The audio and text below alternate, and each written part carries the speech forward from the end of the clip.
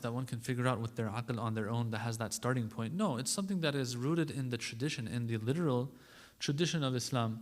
And so the aql here will say you have to follow somebody who has a good grasp of what the literature says. You want to go a step down more from the details of beliefs, you go to the actions and the do's and don'ts in Islamic law. Then it becomes even, here the aql will do's and don'ts. I can't figure out for you what you're supposed to do and what you're not supposed to do. I took your hand, I put it in the hand of this prophet that said I'm a prophet, and through miracles I told you that if he brings a miracle, he's telling the truth, he's not lying. And so you can follow him. And he gets revelation from God regarding the do's and don'ts. But I can't tell you Salatul Fajr is 2 rak'ah. I can never figure that out. If they leave us in this world for 1,000,000 years, we won't be able to figure out that there's 5 prayers daily, that we have to do 7 times around the Kaaba for tawaf and things like that. We can't. These are ta'abudiyat, it's called. These are things that Allah has to tell us.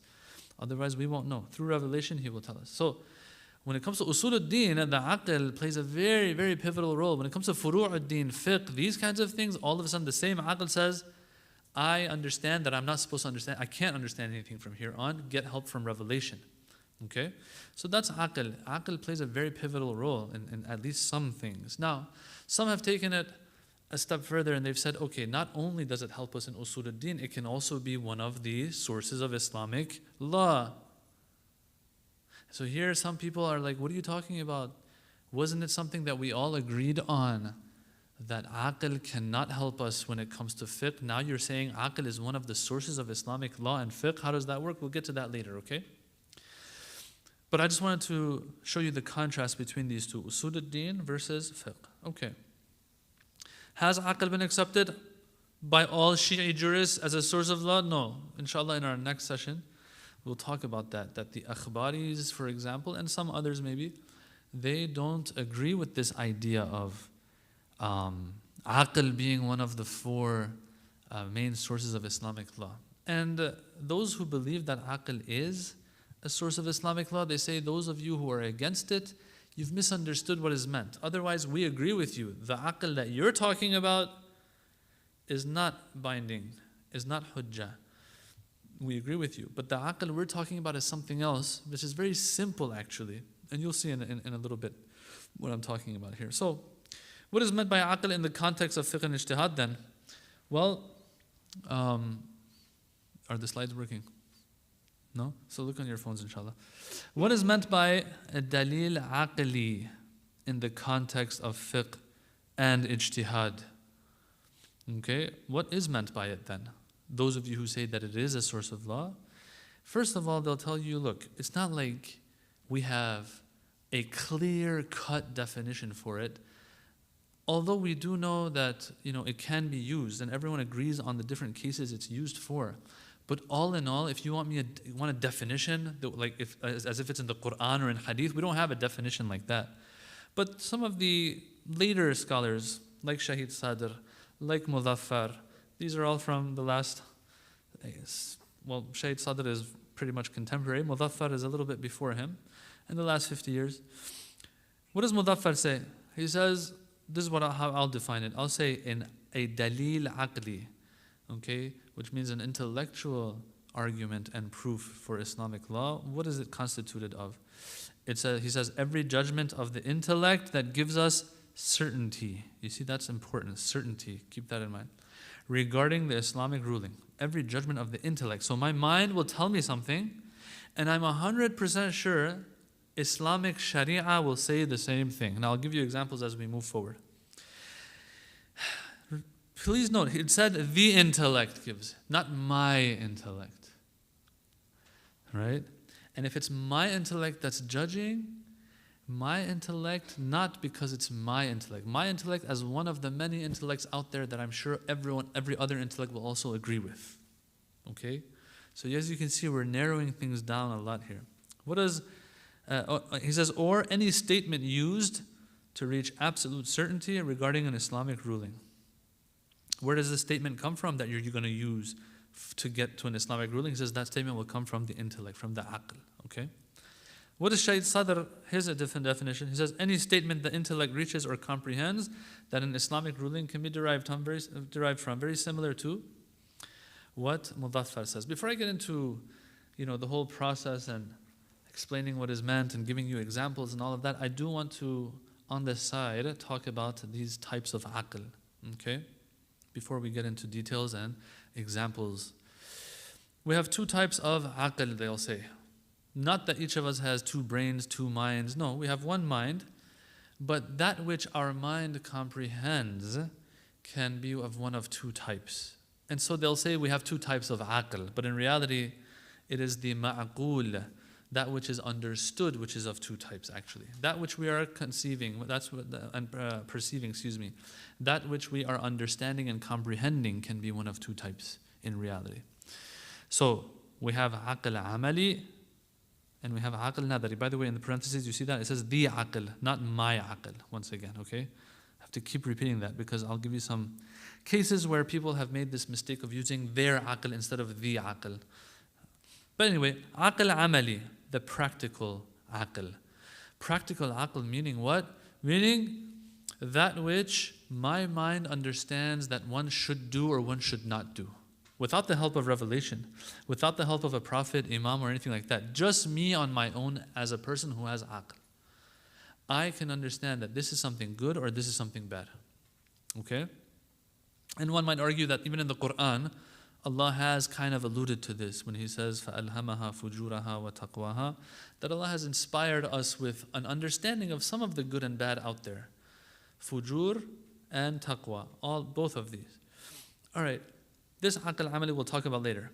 Sometimes no, my mind is not understanding something that is supposed to be done or is supposed to be refrained from, but rather it's just understanding things. Theories, concepts. This is referred to as aql nadari. Okay, the relationship between things. I see a smoke somewhere.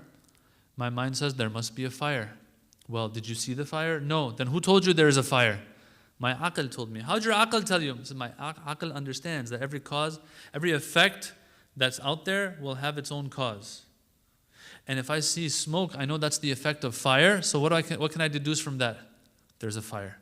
So my aql told me, that there's a fire out there by seeing the smoke, by me seeing the smoke. Understanding these things, 2 + 2 = 4. Me understanding what big means, what small means, all of these things that are comprehensible. Not me understanding what should be done and what should not be done, practical things, but rather just understanding things and their relationships with each other. This is referred to as aql nadari, the theoretical aql. Once again, we don't have two aqls. That which is being understood is really of two types, but then they'll just say we have two aqls, okay? So that's a little introductory point here on this whole idea of aql. All right, now let's get into a few examples here of how this whole dalil aqli works. So for example, when it comes to Quran or Sunnah, what does the argument look like? It says, we have a hadith that checks all the boxes of reliability, that, like, let's say, I don't know, salat on Friday is wajib during the time of the imam. Salatul Jum'ah is wajib during the time of the imam. Okay, the hadith says this. Anything a hadith says we have to follow according to whatever reasons we had and we covered before. And so now that means that Salatul Jum'ah is wajib on me during the time of an imam. That's what the process looks like when you have a hadith. Okay? When I have not a hadith anymore, but I have an aqli understanding, is it also going to look the same? What's the process going to look like? This is where I'm going to give you some examples. The first example that I have there is going to be an example for the practical aql. The second is going to be is going to be other than practical aql. Let's look at the first one. Premise number 1, adl is good. Does everyone agree? Adl, what does adl mean? To put everything in its right place, right? Lying to save someone's life. Lying in and of itself might be bad, but lying to save someone's life that I have to save, is that something that's good or bad? It's good. Why? Because it's an example of adl, putting everything in its right place. Okay? Adl is always good. We can never find a case where adl is bad. We can find a case where lying is good. I just gave you the example. But adl is something that is always good. putting everything in its place, if that's the literal translation. What's the opposite of adl? Dhulm. Dhulm is always bad. Even if it's, for example, telling the truth. But I know if I tell the truth, someone's going to die. But I still tell the truth. This here, they'll say, you didn't do a good thing here. This is an example of dhulm. There's an innocent person's life is in danger. There's no other reason for you to tell the truth and to, even if they're going to die. And so as a result, you tell the truth still. And this person, this is dhulm, they'll say. Okay? Anyway, these examples are just examples. But adl is something that you're supposed to do. Even Saddam Hussein, when they want to execute him, what does he say? He says, oh my God, I'm madloom. Right? He even is understanding and acknowledging, although he himself is going to be dhalim, but he understands himself that dhulm is bad and adl is good. So he's like, I'm going to take the cover of adl here. I'm going to take the cover of, oh, I am madloom, I'm being dhulmed and oppressed. Yeah? Because he understands that everyone understands adl is good, dhulm is bad. Okay, this adl that is good, is it a practical thing? Yes. Adl is something good that should always be done and practiced. And dhulm is something that's bad and should never be practiced. It should be refrained from all the time, right? All right, this is the job of aql amali. That first premise over there, yeah? The first premise we have here is just a statement from the aql amali, okay? Now, that is the minor premise. We have a major premise now. Right? Just like, let me give you an example. This is just a logical argument, right? Burhan, they'll call it. For example, I say, this is a penguin. All penguins have feathers, so this has feathers. This is a logical argument. This is a ball. All balls are round, this is round. Okay? This ball is round. Here also, adl is good, dhulm is bad. That's the minor premise. Then it says, whatever the aql says is also binding from a shari'i perspective. Okay? This is that major premise now. Okay? Whatever the aql says is also binding from a shari'i perspective. Some of you might have heard this, كُلُّ مَا حَكَمَ بِهِ الْعَاقِلَ حَكَمَ بِهِ الشَّرْعِ. This is a rule. Now, this has to be proven. This has to be proven. Small premise. Big premise also has to be proven. But I'm just showing you how aql works when it comes to that fourth source of Islamic law, okay? Whatever the aql says is also binding from a shari'i perspective. Conclusion? Okay, adl is wajib, dhulm is haram. Before this, it was good and bad. There was no shari'i touch to anything, right? But then the second premise brought in shara' as well.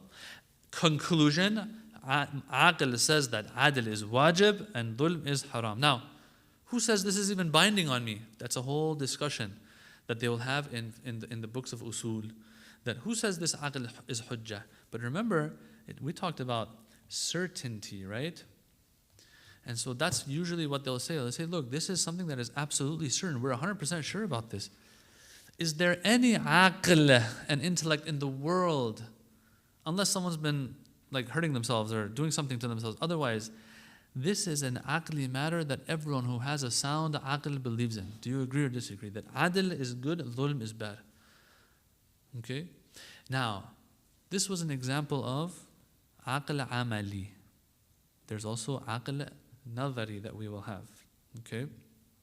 Or I don't want to call it aql nadari, but something that will, an argument that has other than just aql in it. Let's call it that. They'll call it غير مستقلات عقلية. This one's easy. For example, salat is wajib. Did my intellect tell me this? No. Here, the first one was intellectual. Here, no, it was shari'i. Salat is wajib. We know because not our aql told us, but because the shar' told us. All right, very simple. Then my aql is going to derive something from this. It's going to say the preliminary steps to a wajib are also wajib. Do you agree or not? Is wudu wajib or not? If wudu is a preliminary step to salat, if Allah just tells me salat is wajib on you, doesn't tell me wudu is wajib, and just tells me wudu is one of the, by the way, wudu is one of the conditions of salat. Does he have to tell me it's wajib as well? If I know it's one of the preliminary steps for salat, does it become wajib on me or not? The aql says, obviously. Does Allah have to come and tell us, hey, if you want to perform hajj, you have to travel to Mecca? Does it have to actually tell us that? Or just the fact that we know Hajj is wajib is enough for us to understand the preliminary steps to Hajj are also wajib? This is something that all intellects can understand, right? If I want to eat food, what do I have to do? I have to go pick up the food, bite into it, chew it. Do we even think about these things? No.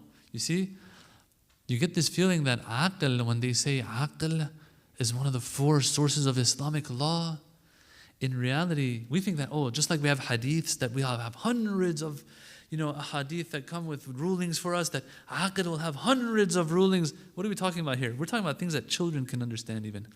Anyone whose aql works can reach these conclusions. You don't have to be a mujtahid for this one, do you?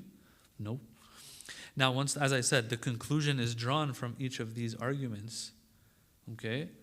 Then we have to see, is it really binding on me or not? Then we have to talk about, okay, why is the aql even binding? And as I said, because certainty is binding on us. These are things that we will have certainty in. These are airtight, they'll say. Adl is good. Is there anyone who doubts that? No. Now, this one here, whatever the aql says, is it also binding from a Shari perspective? There's a lot of discussion on this one, but the rest are pretty clear, right? So I'm going to tell you this much before we move on. Out of these ones that have nothing to do with aql amali, they're going to be so easy, you'll see them. This is the only time we'll have some issues. And not because of this one. Everyone agrees dhulm is bad, adl is good.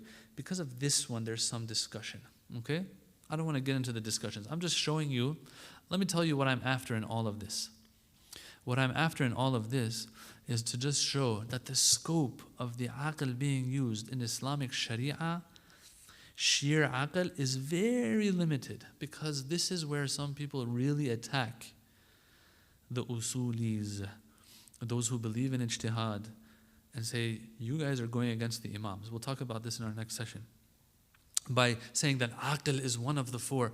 Yeah, if you say it's one of the 4 and you make it sound like thousands of rulings are coming from it, we have a problem. But no, you'll see what's going on here, inshallah. So some examples of this dalil aqli discussion that we're having. Ijza. For example,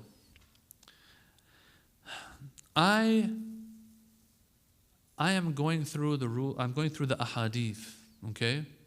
And I come to the conclusion that, okay, Salatul Jum'ah is wajib during the time of the Imam.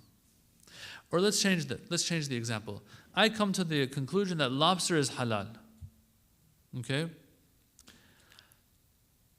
Actually, let's go back to the previous example. Salatul Jum'ah is wajib during the time of the Imam. Okay? Then, or Salatul Jum'ah is wajib, this is a better example. Salatul Jum'ah is wajib ikhtiyari or wajib takhyiri during the occultation of the Imam. You can either do Salatul Dhuhr or you can do Salatul Jum'ah instead. And that is what the rule we have right now, right? It's a wajib takhyiri, right? And on the side, let me just say this, that our marajat today, at least the main ones that are followed, they don't say you have to do ihtiyat to do dhuhr between Salatul Jum'ah and Salatul Asr. It's become a thing, yeah? If you see me get up ever, I'm probably doing 2 rak'ah, like mustahab salat or something, right? Otherwise, yeah, I don't really, because it's not wajib. It's not wajib, and it's not even mustahab. It's an ihtiyat that people have. Anyway, Salatul Jum'ah is a wajib takhyiri. That means you can choose from this, you can choose from that, whichever one you want. During the ghaibah of the Imam. A mujtahid comes to this conclusion. Then guess what happens? 5 years later, when he's going back and looking at the hadiths, he's like, oh wow, now that I've looked into it further, my opinion has changed. We have some other hadiths here too, that when I look at, I feel like, no, they're actually saying, Salatul Jum'ah is not allowed during the time of ghaibah. That means it's not wajib takhyiri. That means if you pray it, it's batil during the time of ghaibah. You're only supposed to pray dhuhr. Okay? Now, what do we do? For 2 years or for 5 years, his opinion was what? It's a wajib takhyiri. That means if you do it, it counts for your dhuhr. Now, 5 years later, he's come to the conclusion, no, you're not allowed to do Jum'ah during the time of ghaibah. Now, the question is this going to be mujzi? The 5 years of Jum'ah that someone might have done, is it mujzi? Is it sufficient or not for all of the salats that they did Jum'ah instead of dhuhr? This is something that we have to think about. Oh, let's just go to the hadiths. Maybe some will say we don't have reliable hadiths in this regard. I don't know. All right? That's one discussion we have here. Is it going to be mujzi or not? And there's other examples of this, other versions of this ijza as well. I don't want to get into it. You get the idea. All right? So can I say, this marja, or this mujtahid, or I came to this conclusion through a shari'i means. I did my ijtihad, I came to this conclusion, I looked at the hadiths, I came to this conclusion, and then I say, but this conclusion turned out to be wrong. So what happens to all my previous salats? Can I say all of my previous salats were done with a hujjah shari'iyya at the end of the day? And if you do anything with a proper shari'i excuse, it counts for you. It's mujzi, it's sufficient for you. And so as a result, my salats are sufficient for the past 5 years that I did. Or do I have to repeat all of the jummas that I did and do dhuhr instead? Now someone here might take the easy way out and say, oh, just say, do all those 5 years again. But Habibi, like, people are going to run away from the religion. If there is leeway for this, then we should take it. And so here, this is where they talk about these things. Another example, muqaddamatul wajib, I already gave you that example. Preliminary steps to a wajib act, are they wajib themselves or not? A discussion that we have. See, these are simple things. Vid, if something is wajib, is its opposite haram? You know, sometimes people think haram only is sinful. But if you neglect a wajib, there's no sin there. You just neglected a wajib. Is that the case or not? Is the opposite of a wajib haram or not? Okay? Someone's drowning. But you know, like, when you're hungry, man. Right?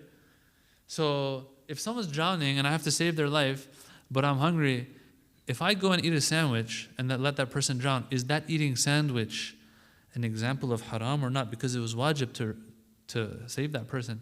This is one of those discussions. Does that sound too hard for us? Or is that something everyone can understand, kind of, you know?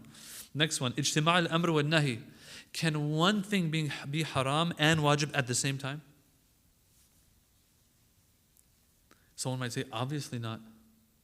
Can Allah subhanahu wa ta'ala, when He's writing the sharia, say lobster is halal and wajib at the same time? Can He? We'll say, no, obviously not. But then, what if sometimes something happens where, let's say I walk into somebody's house without their permission, this is ghasbi, usurpation is haram. I'm in their house, but my salat is becoming qada now. I have no time to leave the house. Either I have to pray in the house, which is a ghasbi place. You can't pray in a ghasbi place. Or I have to leave the house, but what? My salat becomes qada. So this salat is both wajib now and haram at the same time. What do you say about that? It's not like Allah is sitting up there saying lobster is wajib to eat and then saying haram to eat. This is different a little bit. We all know salat is wajib. And you're not supposed to let it become qada. But on the other hand, we also know you can't go into someone's house without their permission. So these are two separate rules. Now they've just happened to come together in one example. You see, this is a discussion. Do we have hadith for this necessarily or not? Whatever. But even if we don't, I think they'll explain. They'll go through it and they'll say, we can understand this. We can break it down and see what we're supposed to do here. There's a discussion here. Dalalatun nahi ala al-fasad. If Allah subhanahu wa ta'ala says, I don't want you to pray when, I don't want you to fast when you're traveling. What if I do fast? This nahi, this prohibition by Allah, does it mean that if I do fast, my fast is batil? That's a discussion. Obviously, we'll say, yeah, obviously it's batil. Why? Because how can you're doing this qurbatan ila Allah, right? All ibadat are done qurbatan ila Allah, right? How am I getting close to Allah when He Himself is telling me don't do this? So they'll say when it comes to ibadat, we can be pretty sure that if someone fasts, it's batil. But what about mu'amalat now? What if there's a hadith, for example, that says, don't do nikah, okay, when, I don't know, the moon and the sun or whatever, like there's an eclipse, let's say. There's no such thing, but I'm just saying. All right? Don't do nikah. Does that mean if I do nikah, yeah, or don't sell and trade and stuff when it's Jummah? What's that verse? The verse, Ya ayyuhalladhina amanu idha nudiya إذا نودي للصلاة من يوم الجمعة فاسعوا إلى ذكر الله وذروا البيع. Don't trade when it's time for Jummah. Does this mean if there's a transaction that happens during Jummah, because there's a prohibition here, does it mean that they've committed a sin by doing this? Hey, can you sell me this? But brother, it's Jummah time. I'm like, yeah, but can you sell it to me? He's like, all right, let's just sell it real quick. He sells it to me. We've both sinned now? Or no, does it also mean that this transaction was also batil because of that? Is fasid because of it? Batil, yes? All right? He said if it's Bitcoin, it's okay. Is this transaction batil, valid or not? What is it at the end of the day? This is an aqli thing. Does nahi equals fasad or not? Okay? So now we look at these examples, we're like, oh, is this what we're talking about when we say aqli? Because some people make it sound like, oh, I'll give you examples of what aqli is not, okay? Let's see, inshallah. Some examples of what dalil aqli does not look like. Okay? Now, in these cases, if you noticed, all of these examples that I went through, they had nothing to do with adl and dhulm. These are all theoretical things that we have, based on shari'i things that we have. If Allah or the Quran or Sunnah or the Prophet, Imams tell me something, what can I get out of it with this, with the mind? For example, just like if there's someone tells me it's daytime right now, can I conclude that the sun is out right now? Yeah. Can I conclude that there's cars outside? Yeah. Right? All of this coming from one thing that somebody told me, that is day right now. I know they didn't say there are people outside right now. I know they didn't say the sun is out right now. These are things that aql does. Remember the fire and smoke thing? These are things that the aql understands. And so we're like, can the aql understand ijza? Can it understand all of these things or not? If the shara gives us something, can I draw these conclusions from that? Okay? Unlike the adl and dhulm one, there was no shara there. My aql, which is the practical aql, was telling me, adl is good. Can I conclude that adl is also wajib shari'i on us or not? So these are all discussions of aql, the proper ones. Now the ones that, examples of when we don't have an aqli thing going on, okay? Some examples of this. Now, I'm going to say this, it's funny. Well, funny for me at least.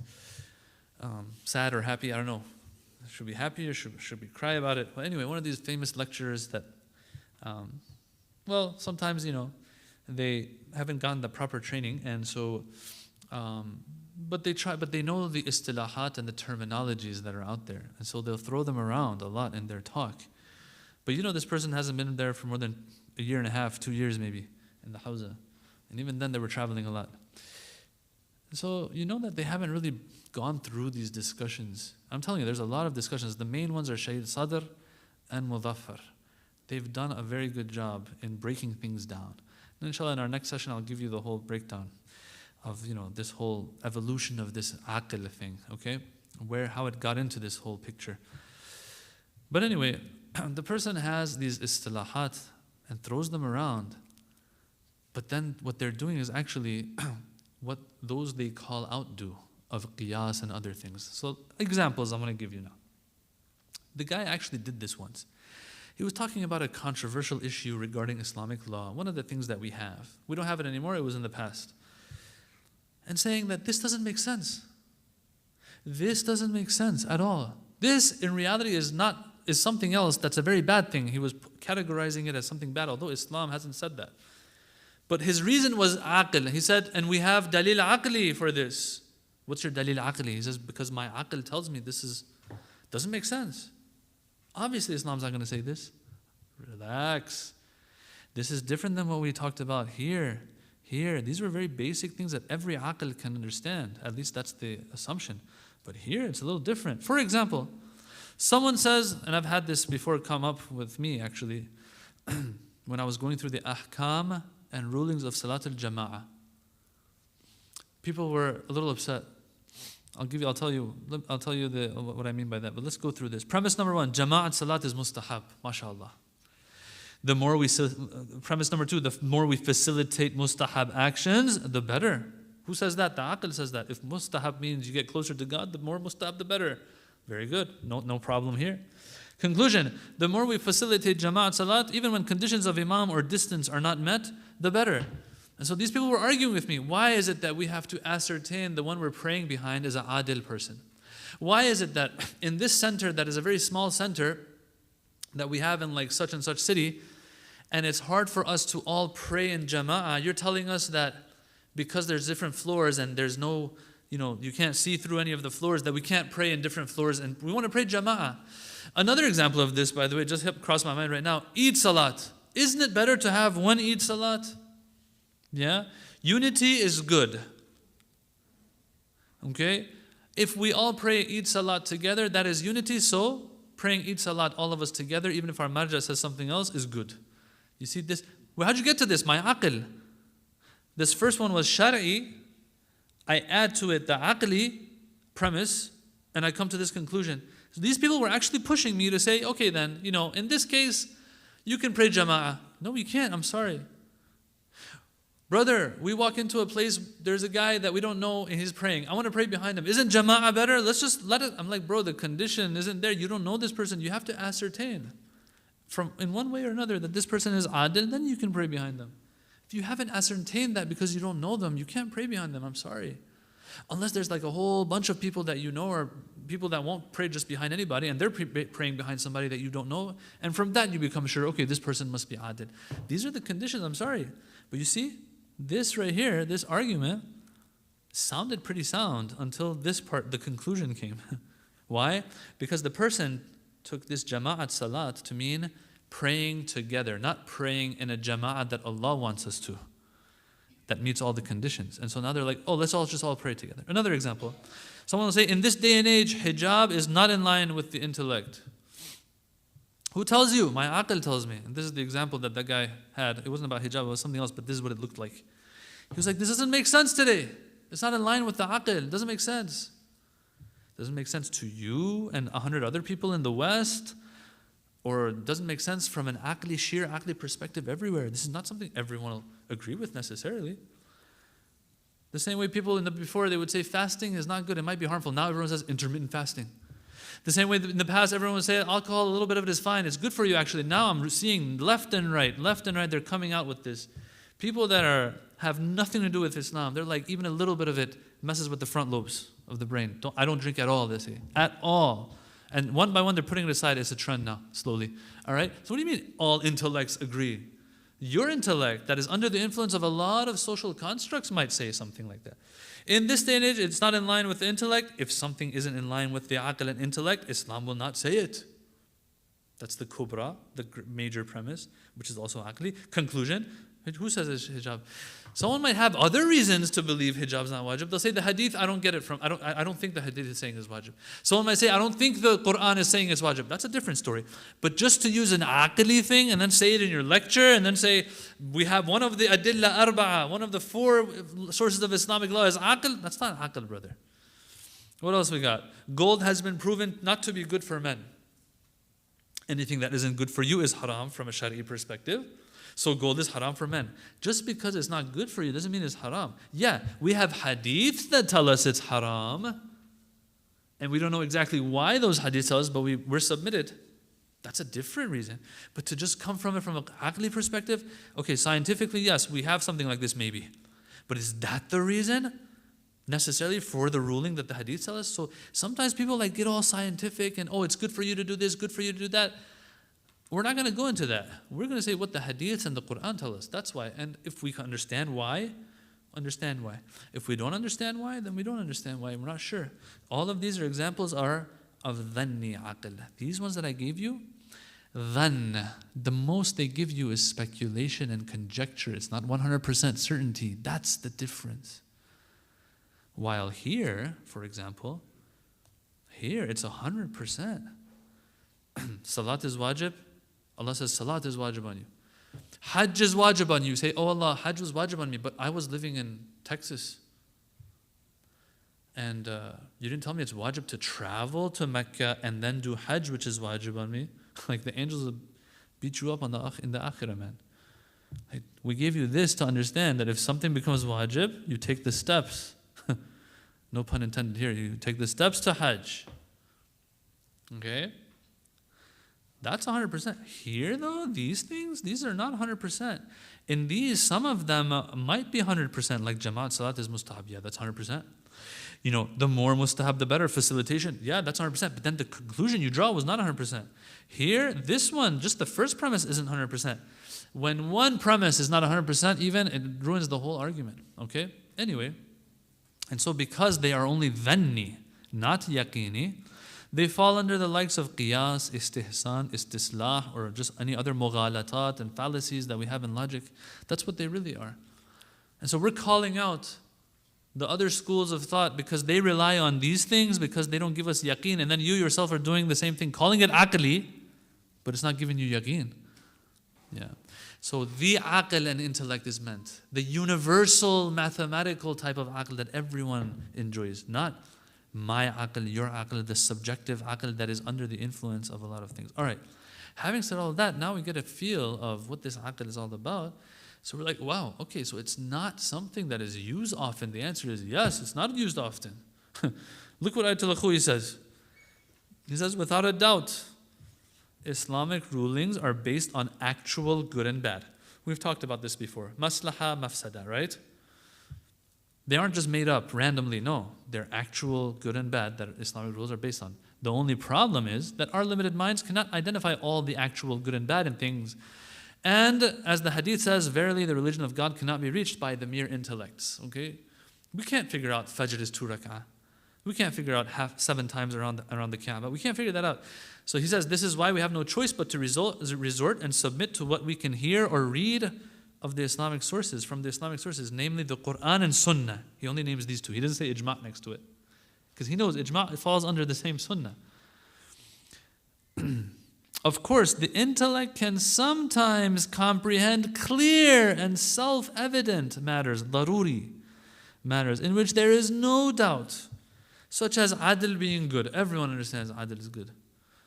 Dhul being evil and bad, everyone understands. But it seems that even for the likes of these matters, we can find evidence and support for in the Quran and Sunnah anyway.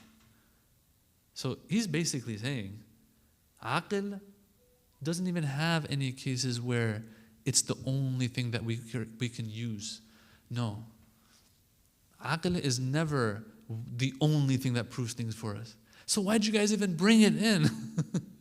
So that some people can use that as an excuse to be against ijtihad, where there's a whole thing, there's a whole evolution of this that happened. I was looking into it. It's interesting.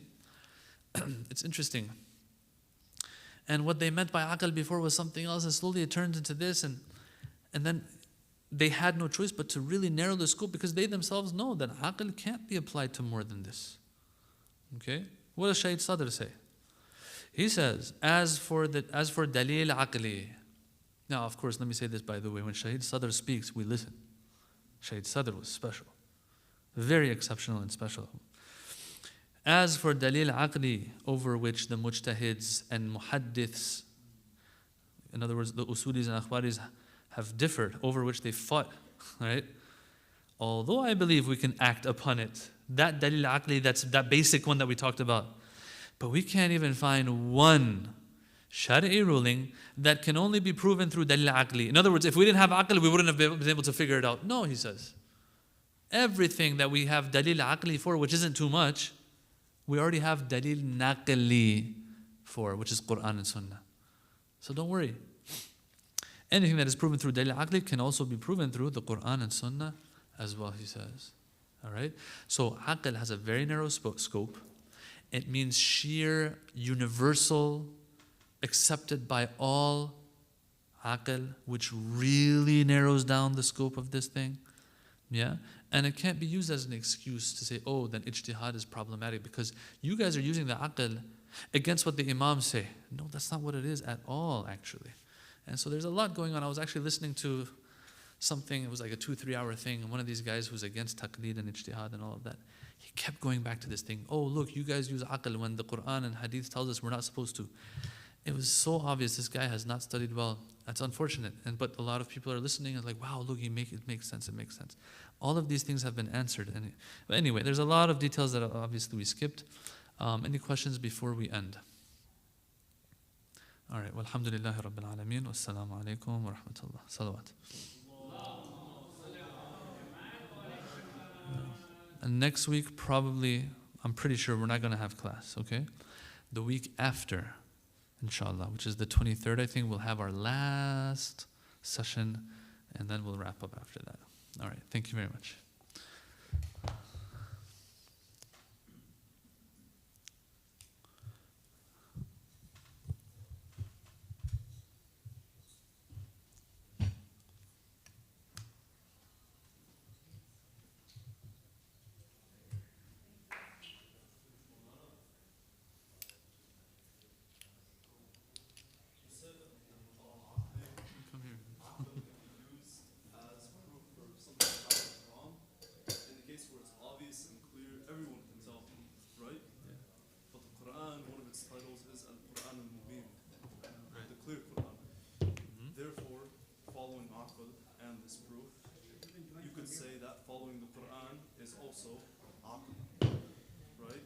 Tells you to follow the Quran. Yeah, of course. But that doesn't mean that everything that's in the Quran now, the aql could have figured out on its own. Yeah, of course. Yeah. So I'm saying that it's not just that we're hopelessly relying upon these proofs, these revelations with no proof. It's that it's been built up. Yeah, were you there from the way beginning? Yeah. You were there from the way beginning? I think you walked in. I missed the first thing we talked about in the way beginning was that the aql tells us to follow the Quran, to follow the prophets that show miracles, and so it's all based on aql. It's not hopeless. Yeah. Thank you. No problem.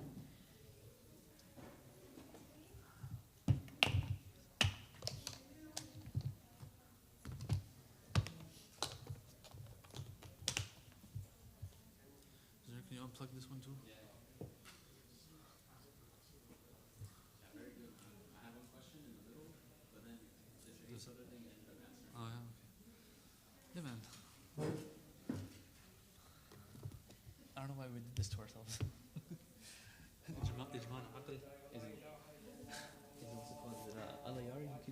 man. He's attacking left and right because of his aql thing. That idiot doesn't understand it. I figure. So dumb.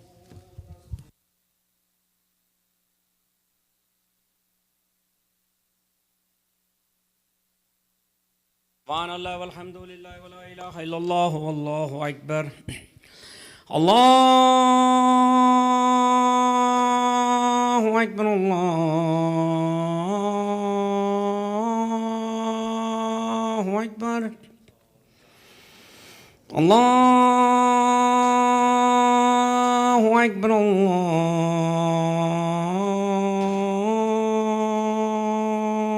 الله أكبر أشهد أن لا إله إلا الله أشهد أن لا إله إلا الله أشهد أن محمدا رسول الله اللهم صل على محمد وآل محمد أشهد أن محمدا رسول الله اللهم صل على محمد وآل محمد أشهد أن عليا ولي الله اللهم صل على محمد وآل محمد أشهد أن عليا حجة الله اللهم صل على محمد وآل محمد حي على الصلاة حي على الصلاة حي على الفلاح حي على الفلاح حي على خير العمل حي على خير العمل الله أكبر الله أكبر لا إله إلا الله لا إله إلا الله إن الله وملائكته يصلون على النبي يا أيها الذين آمنوا صلوا عليه وسلموا تسليما الله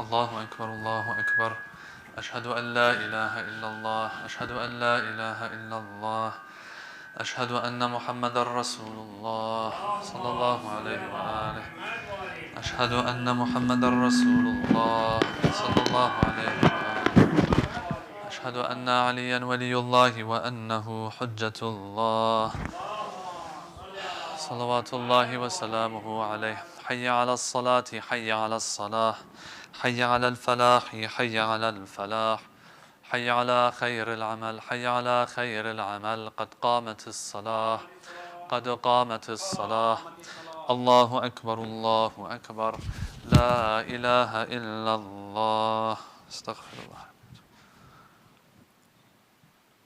الله أكبر بسم الله الرحمن الرحيم الحمد لله رب العالمين الرحمن الرحيم مالك يوم الدين إياك نعبد وإياك نستعين اهدنا الصراط المستقيم صراط الذين أنعمت عليهم غير المغضوب عليهم ولا الضالين بسم الله الرحمن الرحيم إنا أنزلناه في ليلة القدر وما أدراك ما ليلة القدر ليلة القدر خير من 1000 شهر تنزل الملائكة والروح فيها بإذن ربهم من كل أمر سلام هي حتى مطلع الفجر الله أكبر سبحان ربي العظيم وبحمده سمع الله لمن حمده الله أكبر سبحان ربي الأعلى وبحمده الله أكبر أستغفر الله الله أكبر سبحان ربي الأعلى وبحمده الله أكبر بحول الله وقوته أقوم وأقعد بسم الله الرحمن الرحيم الحمد لله رب العالمين الرحمن الرحيم مالك يوم الدين إياك نعبد وإياك نستعين اهدنا الصراط المستقيم صراط الذين أنعمت عليهم غير المغضوب عليهم ولا الضالين بسم الله الرحمن الرحيم قل هو الله أحد الله الصمد لم يلد ولم يولد ولم يكن له كفوا أحد كذلك الله ربي الله أكبر اللهم صل على محمد وآل محمد ربنا آتنا في الدنيا حسنة وفي الآخرة حسنة وقنا عذاب النار الله أكبر سبحان ربي العظيم وبحمده سمع الله لمن حمده الله أكبر سبحان ربي الأعلى وبحمده الله أكبر أستغفر الله الله أكبر سبحان ربي الأعلى وبحمده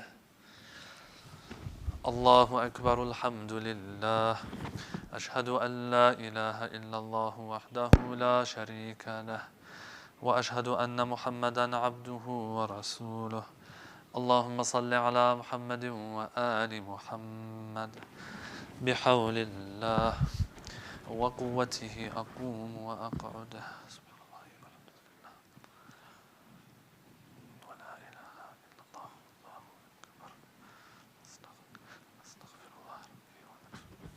الله أكبر سبحان ربي العظيم وبحمده سمع الله لمن حمده الله أكبر سبحان ربي الأعلى وبحمده الله أكبر أستغفر الله الله أكبر سبحان ربي الأعلى وبحمده اللهم صل على محمد وآل محمد الله أكبر الحمد لله أشهد أن لا إله إلا الله وحده لا شريك له وأشهد أن محمدا عبده ورسوله اللهم صل على محمد وآل محمد. السلام عليك أيها النبي ورحمة الله وبركاته. السلام علينا وعلى عباد الله الصالحين. السلام عليكم ورحمة الله وبركاته. الله أكبر الله أكبر الله أكبر.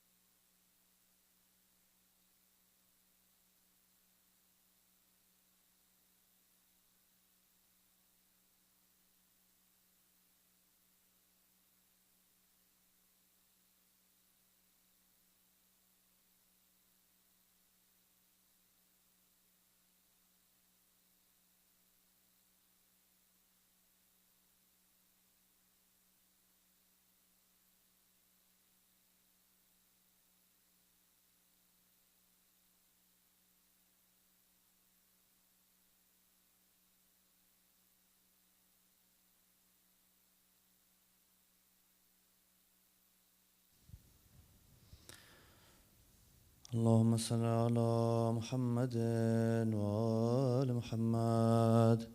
بسم الله الرحمن الرحيم. إلهي عزم البلاء وبرح الخفا وانكشف الغطاء وانقطع الرجاء وضاقت الأرض ومنعت السماء وأنت المستعان وإليك المشتكى وإليك المعول في الشدة والرخاء. اللهم صل على محمد وآل محمد أولي الأمر الذين فرست علينا طاعتهم وعرفتنا بذلك منزلتهم ففرج عنا بحقهم فرجا عاجلا قريبا كلمح البصر أو هو أقرب. يا محمد يا علي يا علي يا محمد اكفياني فإنكما كافيان وانصراني فإنكما ناصران. يا مولانا يا صاحب الزمان الغوث الغوث الغوث أدركني أدركني أدركني. الساعة الساعة الساعة الأجل الأجل الأجل. يا أرحم الراحمين بحق محمد وآله الطاهرين.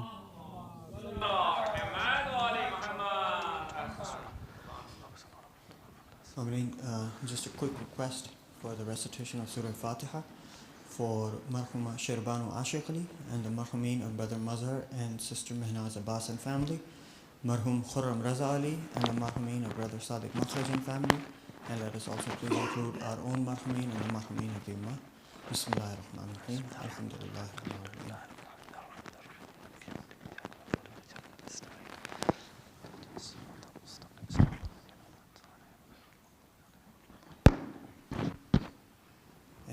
Just a quick reminder, after Dua Kumail today, we will have the recitation of Surah Yasin for the Isal Sawab to Marhuma Shirbanu Ashiqali, inshallah.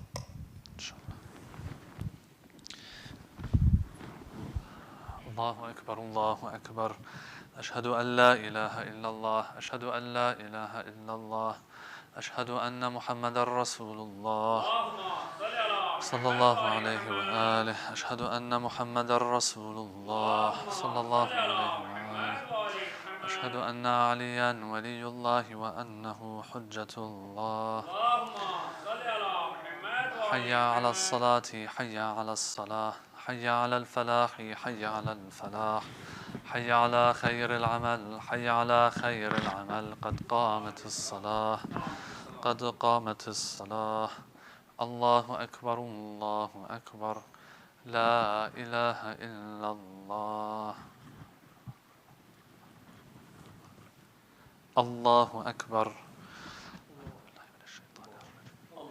بسم الله الرحمن الرحيم الحمد لله رب العالمين الرحمن الرحيم مالك يوم الدين إياك نعبد وإياك نستعين اهدنا الصراط المستقيم صراط الذين أنعمت عليهم غير المغضوب عليهم ولا الضالين بسم الله الرحمن الرحيم إنا أعطيناك الكوثر فصل لربك وانحر إن شانئك هو الأبتر الله أكبر سبحان ربي العظيم وبحمده سمع الله لمن حمده الله أكبر سبحان ربي الأعلى وبحمده الله أكبر استغفر الله الله أكبر سبحان ربي الأعلى وبحمده الله أكبر بحول الله وقوته أقوم وأقعد بسم الله الرحمن الرحيم الحمد لله رب العالمين الرحمن الرحيم مالك يوم الدين إياك نعبد وإياك نستعين اهدنا الصراط المستقيم صراط الذين أنعمت عليهم غير المغضوب عليهم ولا الضالين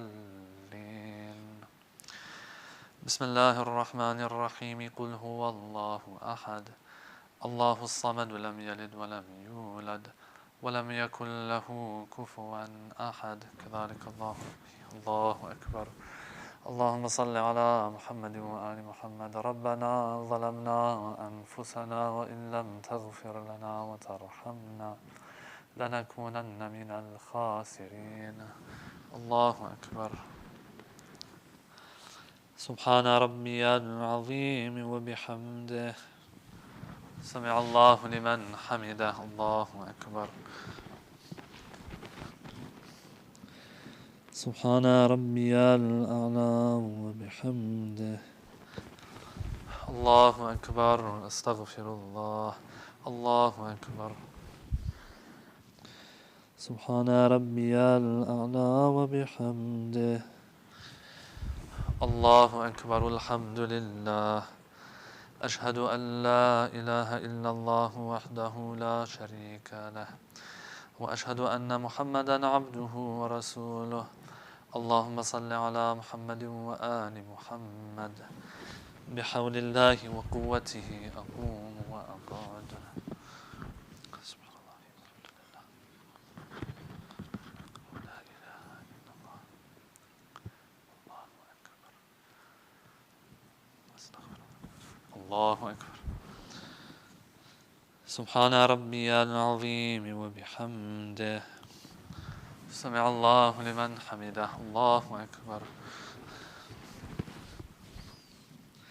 سبحان ربي الأعلى وبحمده الله أكبر استغفر الله الله أكبر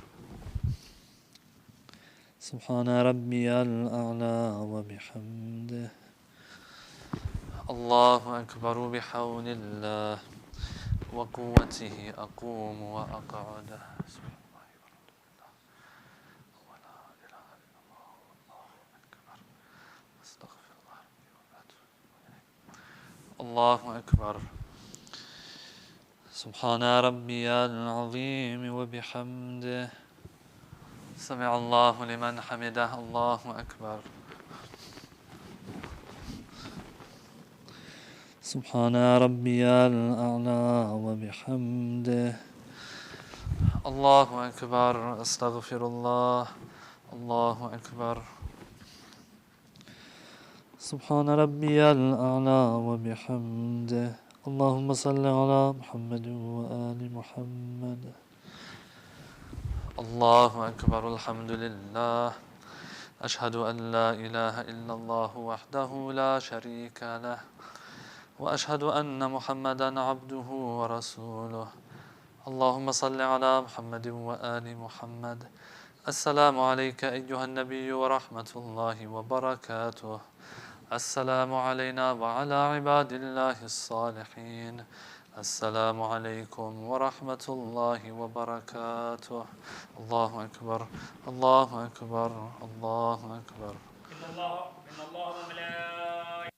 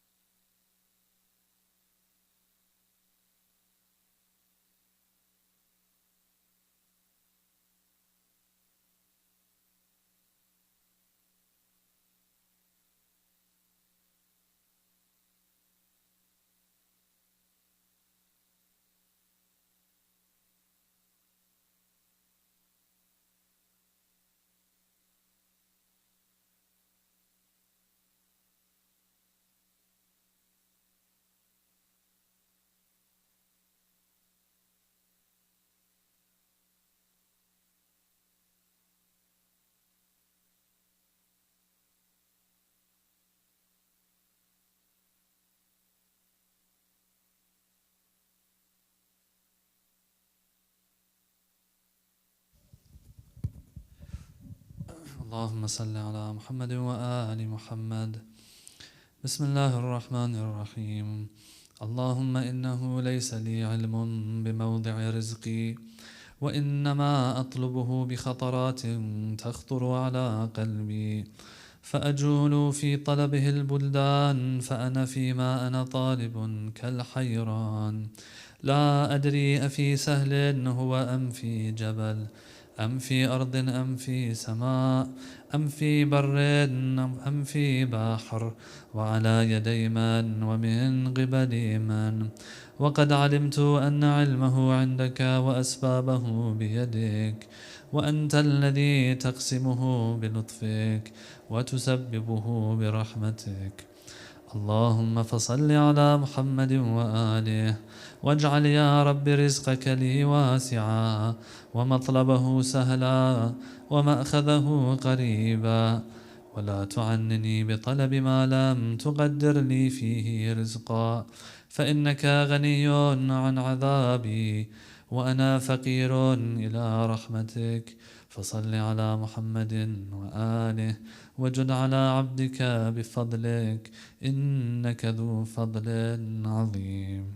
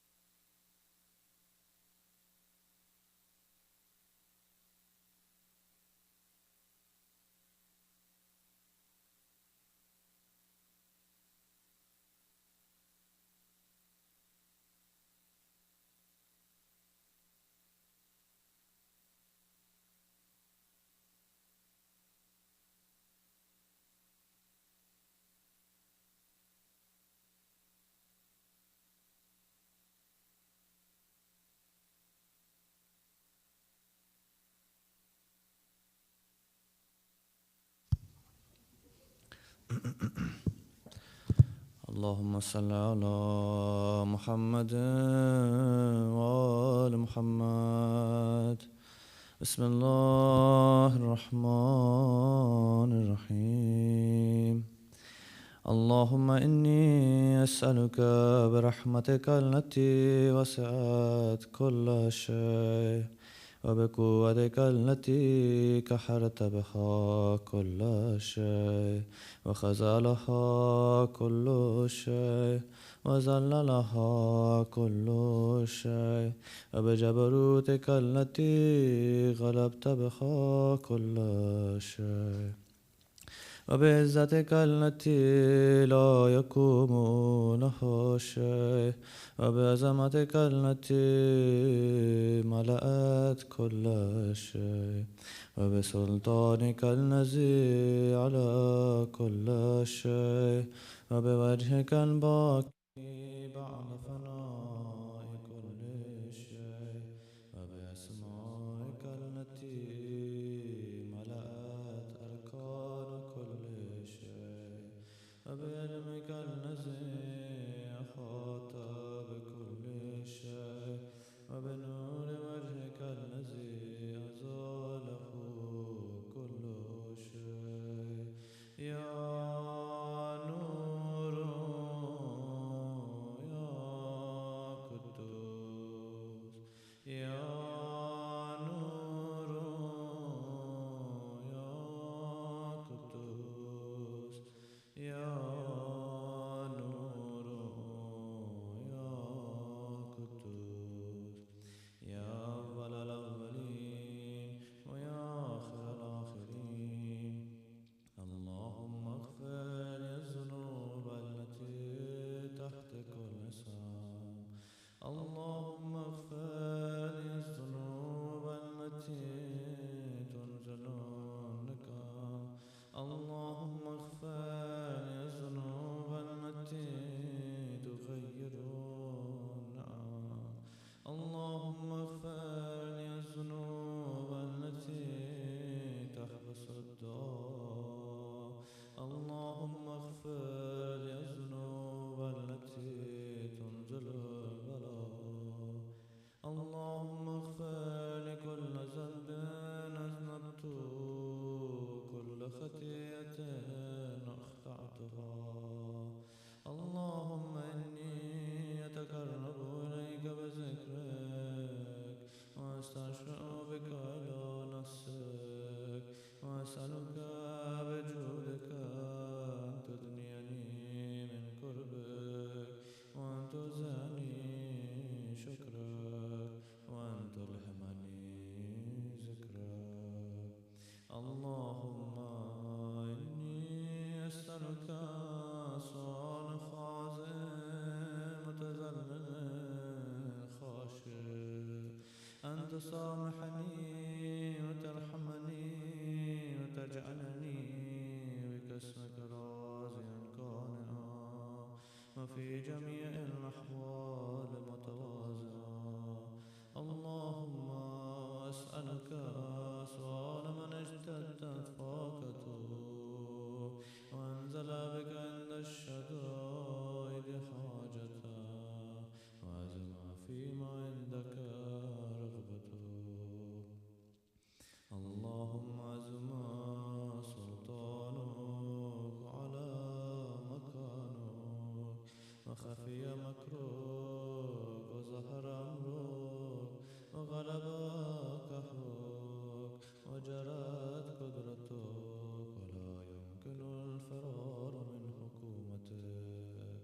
اللهم لا أجد لذنوبي غافرا ولا لكبائه ساترا ولا لشيء من عملي الكبير بالحسن مبدلا غيرك.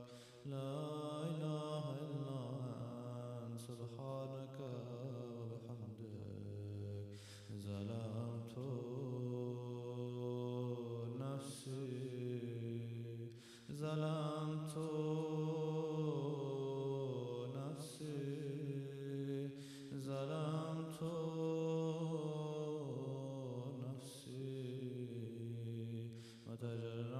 جهلي وسكنت إلى قديم ذكرك لي ومنك علي اللهم مولاي كم من قبيح سترته وكم من فادح من البلاء أكلته وكم من إصرار وكيته وكم من مكروه دفعته وكم من صناع جميل أصلحا له نشرته اللهم أزم بلائي وأفرد بسوء حالي وكسرت بي أعمالي وكذبت بي أغلالي وحبسني عن نفعي بعد عملي أخذتني الدنيا بغرورها ونفسي بجناية مثالي يا سيدي فأسألك بعزتك أن لا يحجب عنك دعائي سوء عملي وفعلي ولا تفضحني بخفي ما اطلعت عليه من سري ولا تعاجلني بالعقوبة على ما عملته في خلواتي من سوء فعلي وإساءتي ودوام تفريطي وجهالتي وكسرة شهواتي وغفلتي وكن اللهم بعزتك لي في كل الأحوال رؤوفا علي في جميع الأمور عطوفا إلهي وربي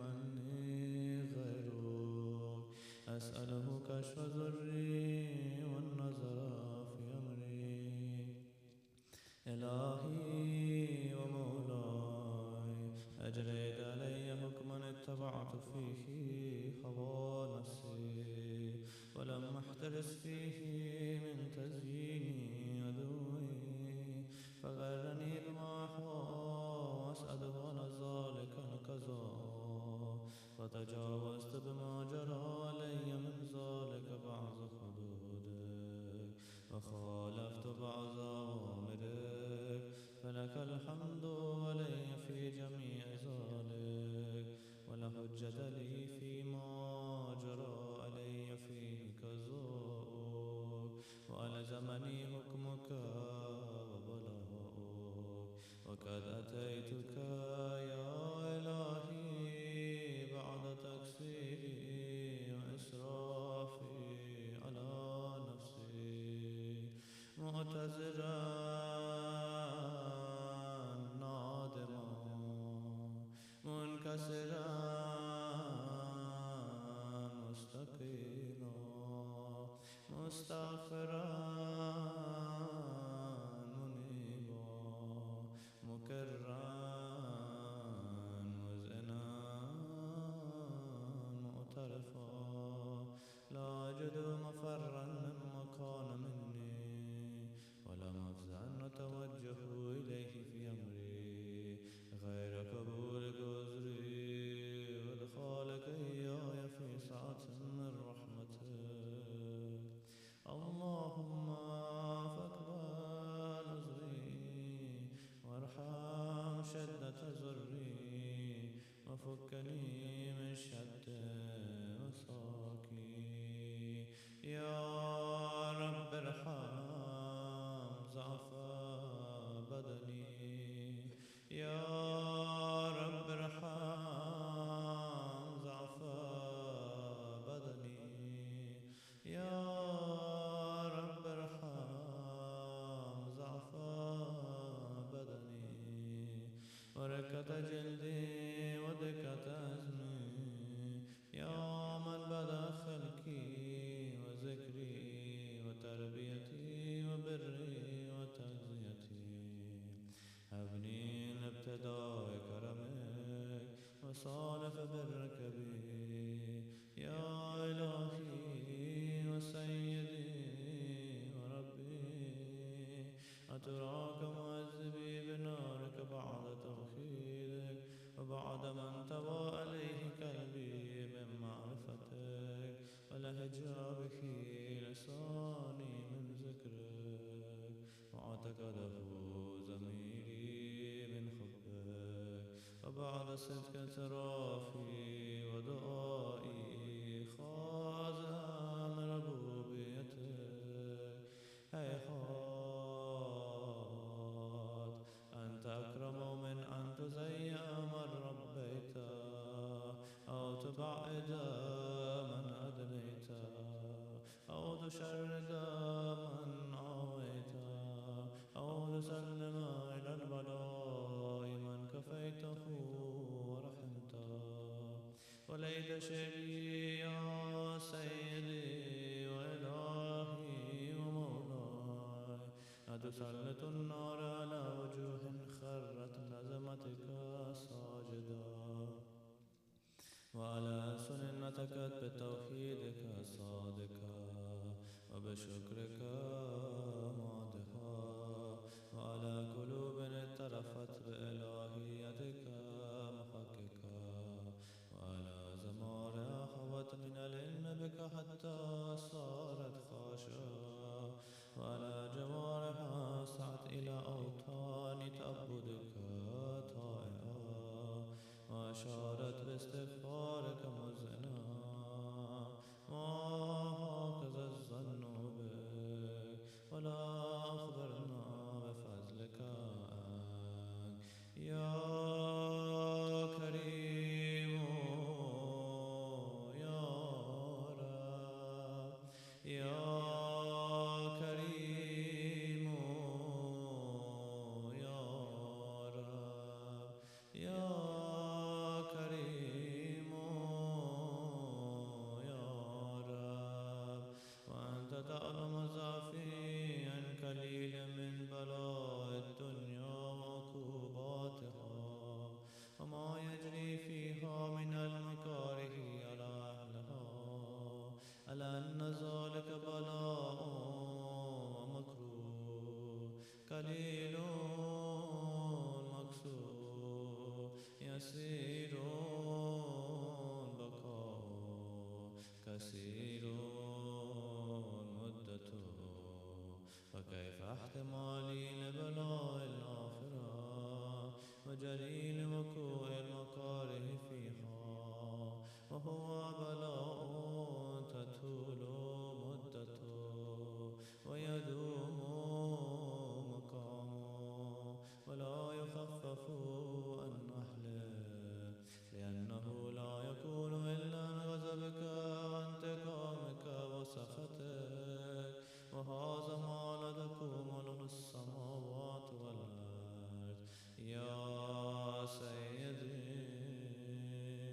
فكيف لي وأنا عبدك الضعيف الذليل الحقير المسكين المستكين يا إلهي وربي وسيدي ومولاي لي الأمور إليك أشكو ولما منها زج أبكي لأني من عذاب وشدته أمنة للبلاء مدته فلئن سيرتني للعقوبات مع أعدائك وجمعت بيني وبين أهل بلائك وفرقت بيني وبين أحبائك وأوليائك فهبني يا إلهي وسيدي ومولاي وربي صبرت على عذابك فكيف أصبر على فراقك وهبني صبرت على حر نارك فكيف أصبر على النظر إلى كرامتك أم كيف أسكن في النار ورجائي يفوق فبعزتك يا سيدي ومولاي أقسم صادقا لئن تركتني نعتك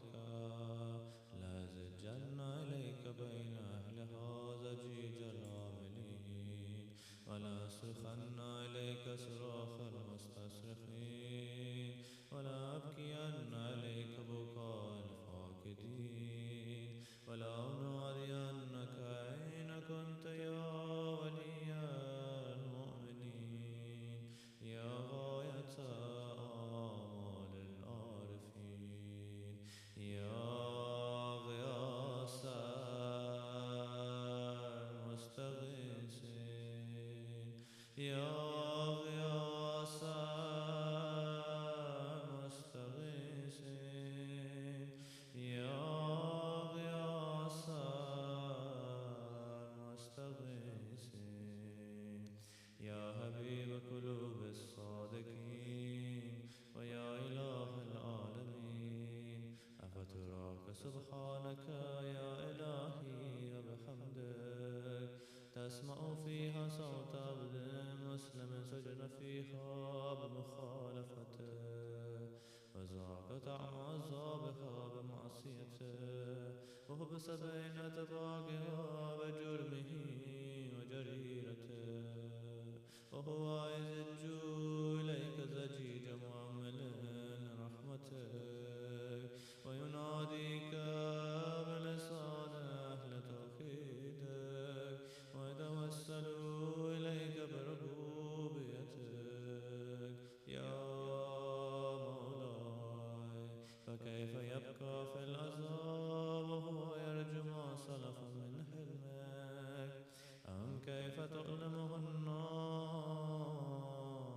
وهو يعمل فضلك ورحمتك أم كيف يهلكه لهيب خاء وأنت تسمع صوته وترى مكانه أم كيف يشتمل عليه زفيرها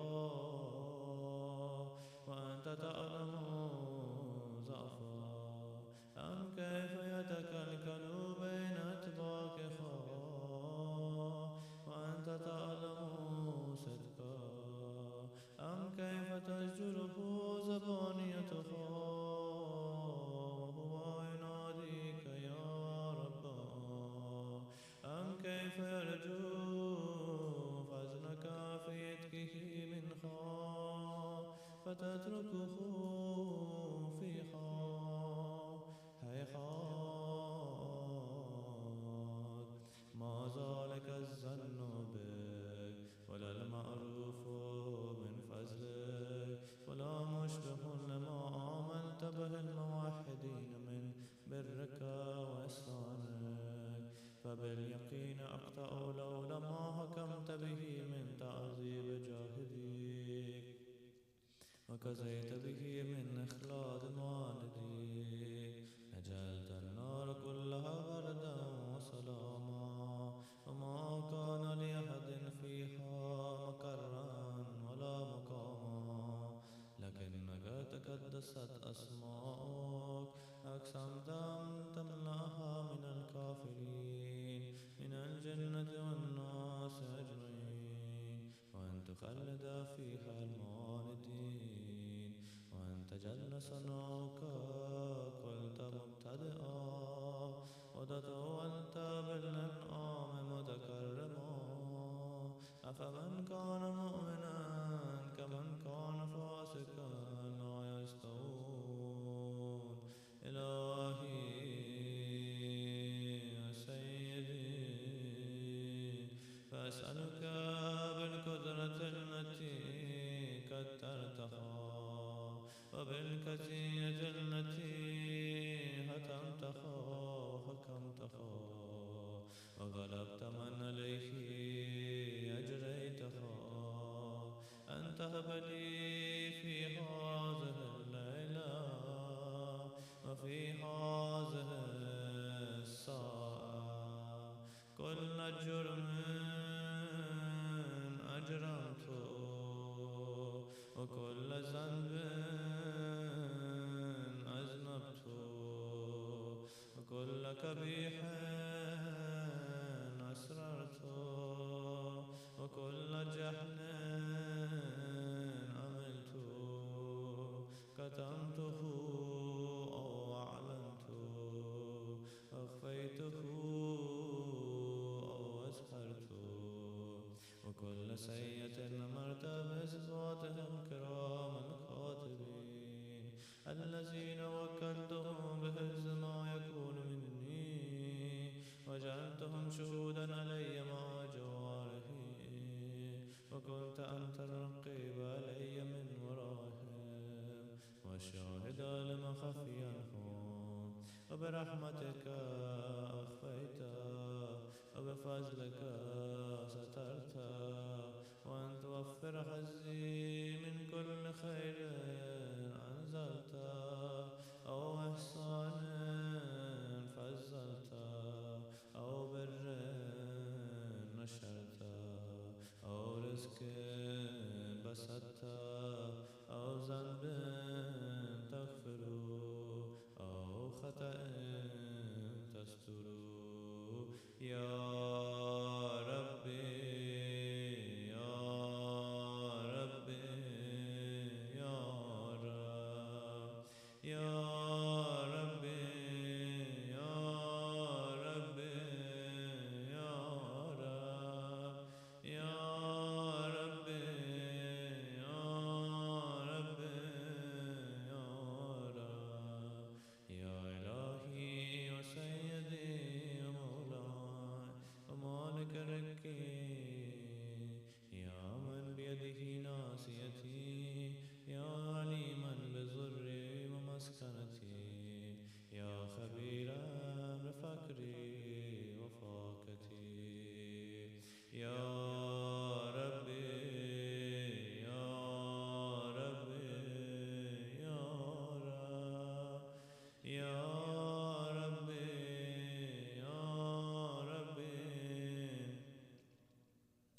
يا ربي يا ربي يا رب أسألك بحقك وقدسك وعظم صفاتك واسمائك أن تجعل أوقاتي من الليل والنهار بذكرك مأمورا وبخدمتك موصولا وأعمالي عندك مقبولا حتى تكون أعمالي وأورادي كلها وردا واحدا وحالي في خدمتك سرمدا يا سيدي يا من عليه مولي يا من إليه شكوت أحوالي يا ربي يا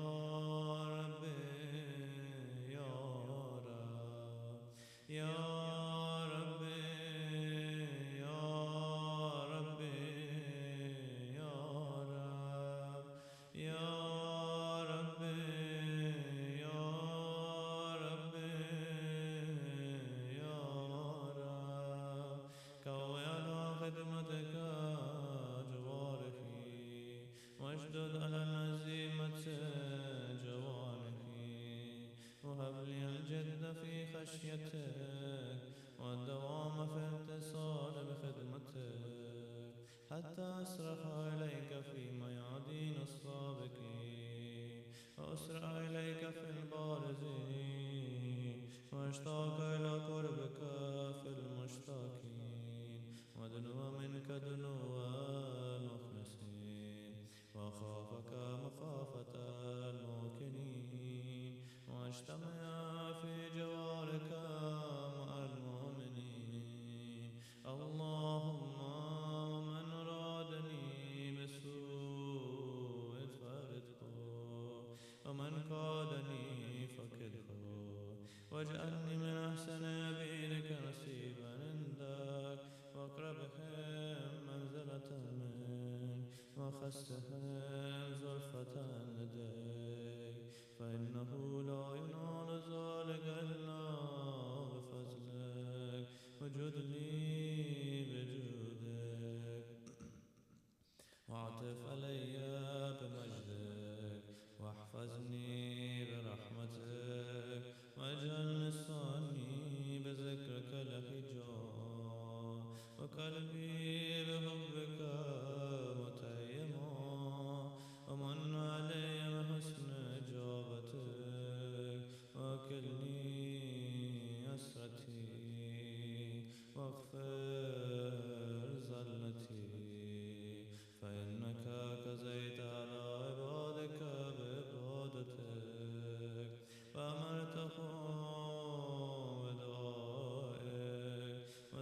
أنت لهم الإجابة فإليك يا ربي نسبت وجهي وإليك يا ربي مددت يدي فبعزتك استجب لي دعائي وبلغني مناي ولا تعتع من فضلك رجائي واكفني شر الجن والإنس من أعدائي يا سريع الرضا يا سريع الرضا يا سريع الرضا اغفر لمن لا يملك إلا الدعاء فإنك فعال لما تشاء يا من اسمه دواء وذكره شفاء وطاعته غنى ارحم من رأس ماله الرجاء وسلاحه البكاء يا سابق النعم يا دافع النكم يا نور المستوحشين في الظلام يا لمن لا يعلم صل على محمد وآل محمد وافعل بي ما أنت أهله وصلى الله على رسوله والأئمة الميامين من آله وسلم تسليما كثيرا كثيرا صلوات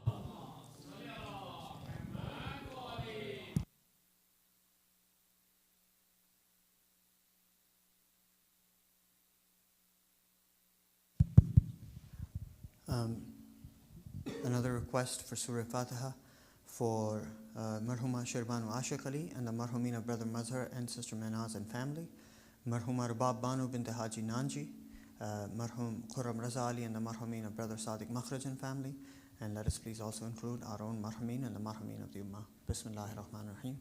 Alhamdulillahi Rabbil Alameen. Ar-Rahmanir Rahim.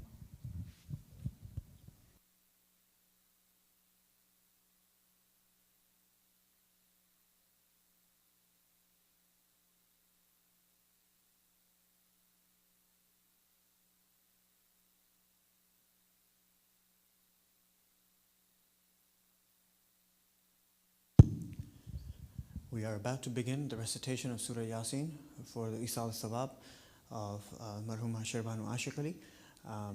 After Surah Yasin, please note that there is tea and snacks and tabarruk outside on the men's side and on the sister side as well.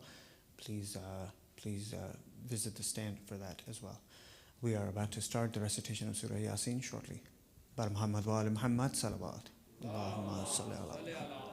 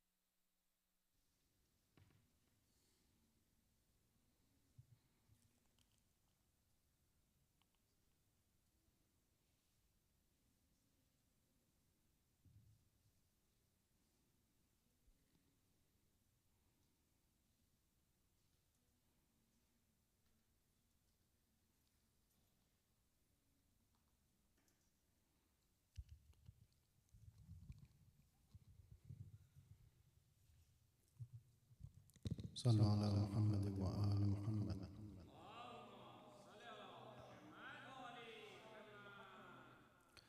أعوذ بالله من الشيطان الرجيم. بسم الله الرحمن الرحيم. ياسين والقرآن الحكيم إنك لمن المرسلين على صراط مستقيم تنزيل العزيز الرحيم لتنذر قوما ما أنذر آباؤهم فهم غافلون.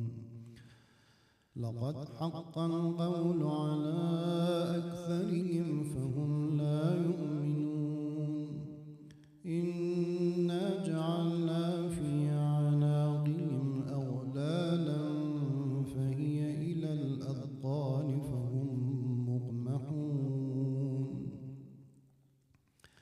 وجعلنا من بين أيديهم سدا ومن خلفهم سدا فأغشيناهم فهم لا يبصرون. وسواء عليهم أأنذرتهم أم لم تنذرهم لا يؤمنون. إنما تنذر من اتبع الذكر وخشي الرحمن بالغيب فبشره بمغفرة وأجر كريم.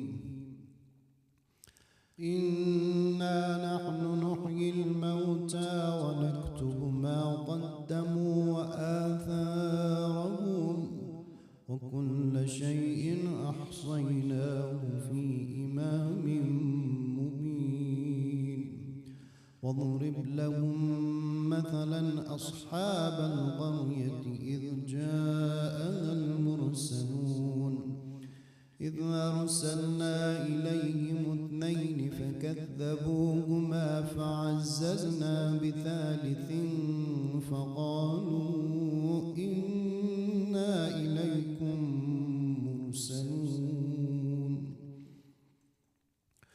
قالوا ما أنتم إلا بشر مثلنا وما أنزل الرحمن من شيء إن أنتم إلا تكذبون.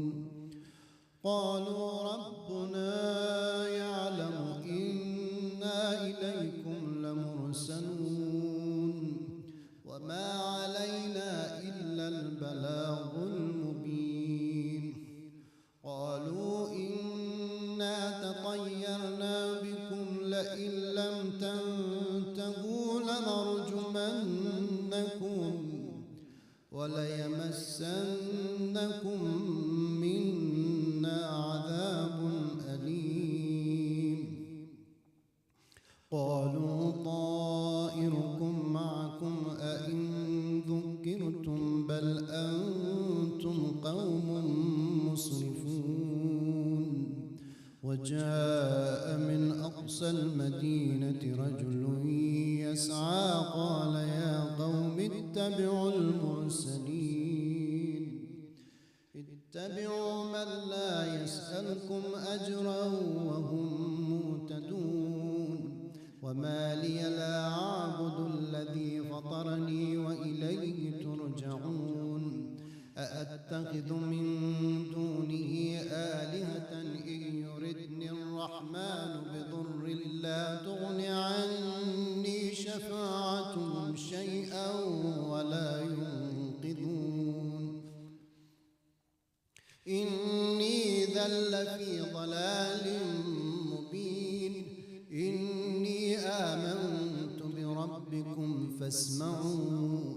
قيل ادخل الجنة قال يا ليت قومي يعلمون بما غفر لي ربي وجعلني من المكرمين.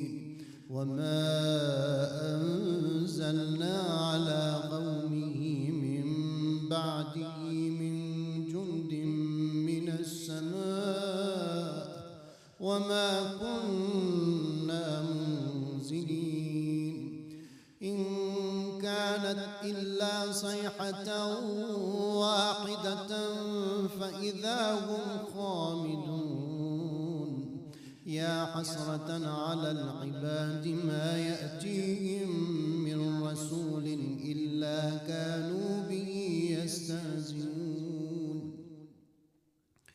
أولم يروا كما أهلكنا قبلهم من القرون أنهم إليهم لا يرجعون وإن كل لما جميع لدينا محضرون وآية لهم الأرض الميتة أحييناها وأخرجنا منها حبا فمنه يأكلون وجعلنا فيها جنات من نخيل وأعناب وفجرنا فيها من العيون ليأكلوا من ثمره وما عملته أيديهم أفلا يشكرون سبحان الذي خلق الأزواج كلها مما تنبت الأرض ومن أنفسهم ومما لا يعلمون وآية لهم الليل نسلخ منه النهار فإذا هم مظلمون والشمس تجري لمستقر لها ذلك تقدير العزيز العليم والقمر قدرناه منازل حتى عاد كالعرجون القديم لا الشمس ينبغي لها أن تدرك القمر ولا الليل سابق النهار وكل في فلك يسبحون وآية لهم أنا حملنا ذريتهم في الفلك المشحون وخلقنا لهم من مثله ما يركبون وإن نشأ نغرقهم فلا صريخ لهم ولا هم ينقذون إلا رحمة منا ومتاعا إلى حين وإذا قيل لهم اتقوا ما بين أيديكم وما خلفكم لعلكم ترحمون وما تأتيهم من آية من آيات ربهم إلا كانوا عنها معرضين وإذا قيل لهم أنفقوا مما رزقكم الله قال الذين كفروا للذين آمنوا ونطعم من لو يشاء